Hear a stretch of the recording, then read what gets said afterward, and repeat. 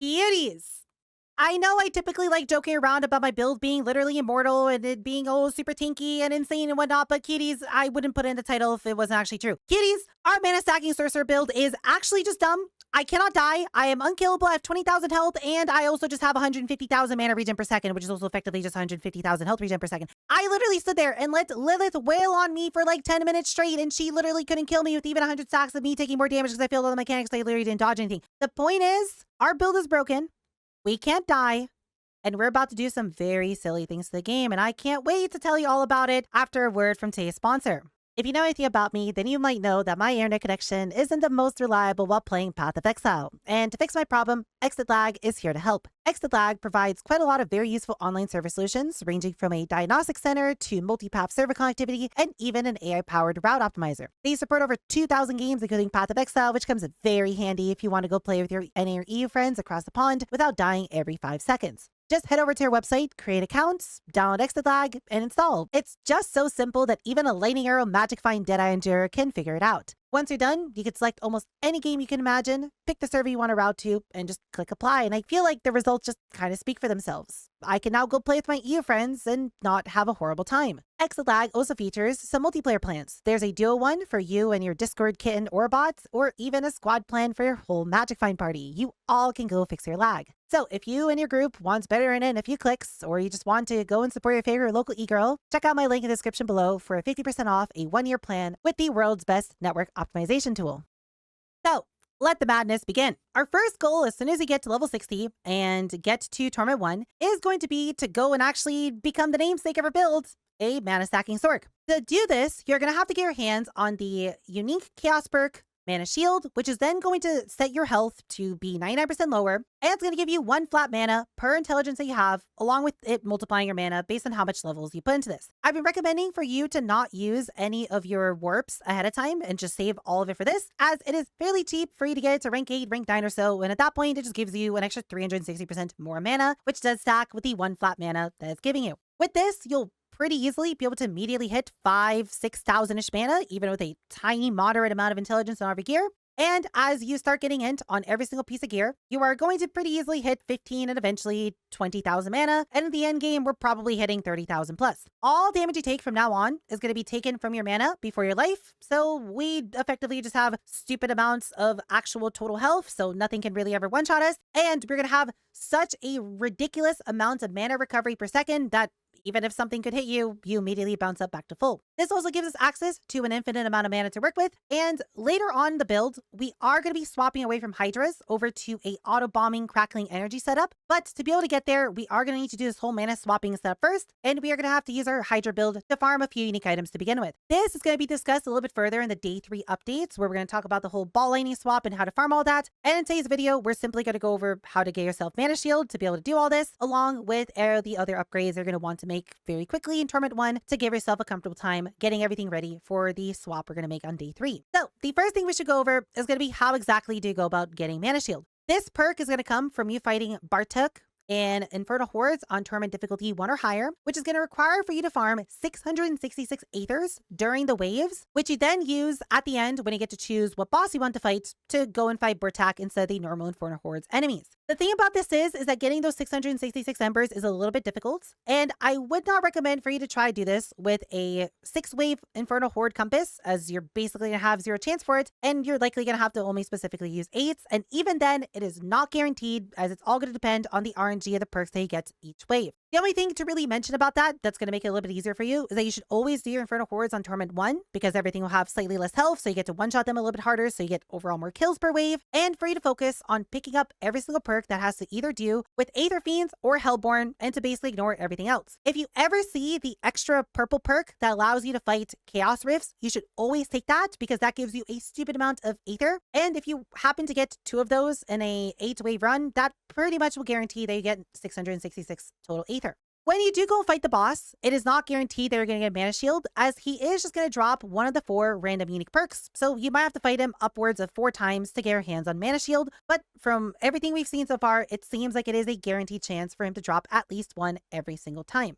Now, to actually get a chance at this, you are going to have to do specifically 8-wave Infernal Hordes, as with the 4 and 6-wave ones, there's basically no chance you're going to ever get 666. To actually go about farming these compasses is really easy. All you have to do is just simply come over to an area that has the Telltide, and you're going to look around to see if there's any Chaos Rifts available. If you only see one of them like this in the area, that means there's probably people here killing it. I would recommend for you to do is to quickly just hit escape, leave game, and re-enter, which will put you in a new instance. And you're just going to do that until you find a few of these active, meaning that there's probably not many people farming them in there. I simply just ran around in a Hilltide for 10 to 20 minutes and grabbed myself a few compasses. It should be pretty quick, and depending on your luck, you might have to sit here and farm for an hour or two to get enough compasses to get through all of the other layers of RNG when it comes to actually getting it to drop. You can also potentially go do Nightmare Dungeons that have the Chaos Rifts affix on them, as you'll get a few from that too. But I found that this is a lot slower than just running around in Helltides, but it's up to you on which way you want to go about getting your compasses. As soon as you do get your hands on Mana Shield, you can immediately swap over to mana stacking and basically enjoy being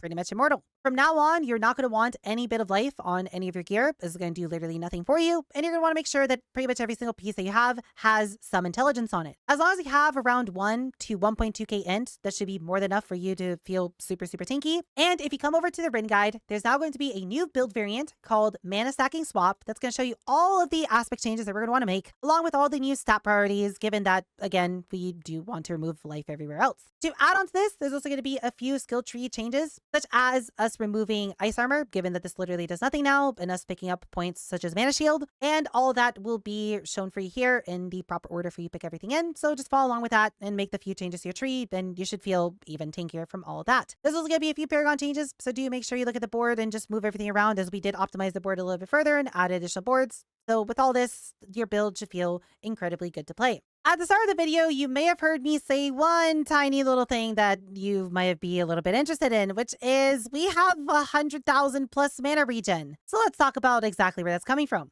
Well, you see, in your skill tree, you have a funny little skill called Blizzard, and Blizzard has a funny little node called Wizard's Blizzard that gives you 1 mana regen for every 20 maximum mana. Given we're going to have 20,000 plus mana, as you can see for me currently, that means I get 729 flat mana per second. The funny thing about this number is that that is before the 5,000% mana regen from Mana Shield. So if I simply open up my character panel, go over to my mana regeneration, as you can see, I currently have 1,000 mana regen, which is normal. This is just simply my mana regen multiplied. But if I simply just press Blizzard, I go from 1,000 mana regen to 60,000 mana regen, which means I'm just casually regenning 4 times my mana bar over per second. This is also going to then be pushed further by you having Primordial Binding, which gives you 12% more mana regeneration as a multiplier on top of that. So if we go back here and look at our mana, and I put Blizzard up, and then I also cast the Lightning Spear, and then put down a few Hydras, as you can see, your mana regen is going to scale to the moon. With this, you just simply have to keep a Blizzard active at all times, and you pretty much just can't die. The nice thing about this is that even if you do get hit and you have your Mana Shield turned off, well, this is still giving you 700 mana per second without Mana Shield, so you basically never have to really worry about anything actually being able to kill you.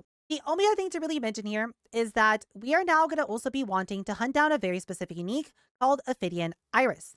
This is going to make it so your Hydras are only going to have 3 heads, and they're going to gain a lot of extra damage for each additional head that they otherwise would have spawned with. It also causes all of your Hydra autos to have little explosions on them, so you get even better clear. And it's just going to be a massive DPS boost that's going to easily get you to push forward through Torment 1 into Torment 2, and with you optimizing your gear a little bit more, should very easily get you into Torment 3 with no issues. To be able to farm this, you're simply going to want to go and grab yourself Malignant Hearts, which come from doing Tree of Whispers, and sometimes from the Undercity, along with you grabbing yourself Adjudicator's Masks, which come from killing the world boss, and Tree of Whispers again. And with this, you're going to be able to fight both Varshan and Orvar. Orvar is going to drop you Abhorrent Hearts, which allows you to fight the Harbinger of Hatred, which has a chance to drop the amulet, where Varshan is going to drop you Shards of Agony, which lets you fight Duriel, which again has the chance to drop the amulet. You can also grab yourself Stygian Stone sometimes from killing either of these 2 bosses, which you can then go over to either Duriel or the Harbinger of Hatred's area and convert them into their respective materials. From there, it shouldn't take you more than a kill or 2 at most, and you should be able to pretty easily handle Torment 2, but if not, you could also just easily do it on Torment 1, and you'll have a pretty much almost guaranteed chance to get the amulet, and it shouldn't take you more than a few hours at most to get your hands on the amulet. From there, you just put it on immediately and just enjoy the ridiculous amount of damage that it gives you. What we're going to be doing moving forward from this point is we're actually going to stop playing Hydra entirely. What we discovered about Hydra is that while it's pretty good, and you could likely do around pit 80, pit 90 with it with no issue with some slightly optimized gear.